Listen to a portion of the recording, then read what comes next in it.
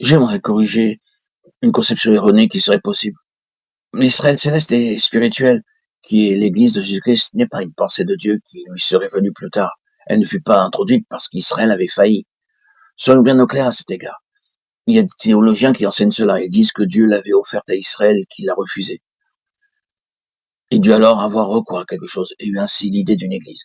Ce serait une pensée venue plus tard, un mouvement de Dieu causé par une situation imprévue. C'est là une conception entièrement en désaccord avec tout ce que nous dit la Bible. Et c'est ce que nous cherchons à montrer dans ces méditations. Nous avons dit que tout ce qui se trouve dans l'Ancien Testament, y compris Israël, avait en vue Christ et son Église.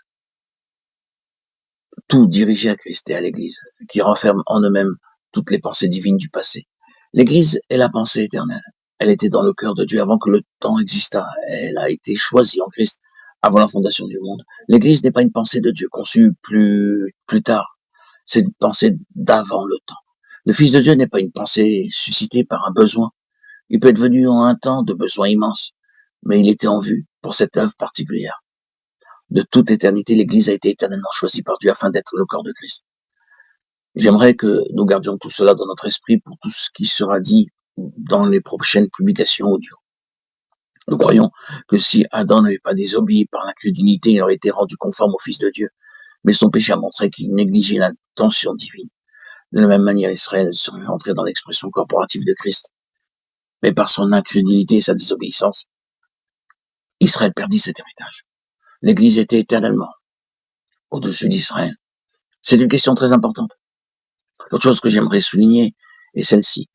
Ce nouvel Israël, l'Église, est essentiellement une entité spirituelle aussi véritablement que Christ, ici, maintenant, est une entité spirituelle. Et Christ est ici dans ce monde par l'Esprit, aussi réellement que Christ est ici, non plus dans une présence physique et sur une base temporelle. Nous ne pouvons le connaître et être en communion avec lui que spirituellement. Il en est ainsi de l'Église.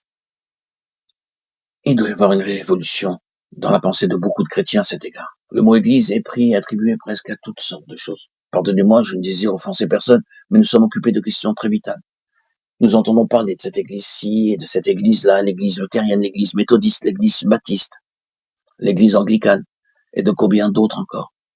Nous parlons d'elles toutes comme de l'Église. Au point de vue des cieux, c'est un non-sens. Au point de vue des cieux, ce n'est pas cela l'Église. Chacune d'elles peut représenter l'un ou l'autre des aspects de la vérité, mais aucune d'entre elles ne possède toute la vérité. Et si nous les mettons toutes ensemble, elles n'ont pas toute la vérité. Toute la vérité est en Jésus seul. L'Église est une entité spirituelle. L'on ne saurait regarder une chose matérielle ou un peuple dans la chair en disant c'est l'Église. Nous ne sommes dans l'Église que dans la mesure de ce qu'est Christ en nous. C'est Christ en nous qui est l'Église. Nous le voyons. L'Église est une unité en Christ.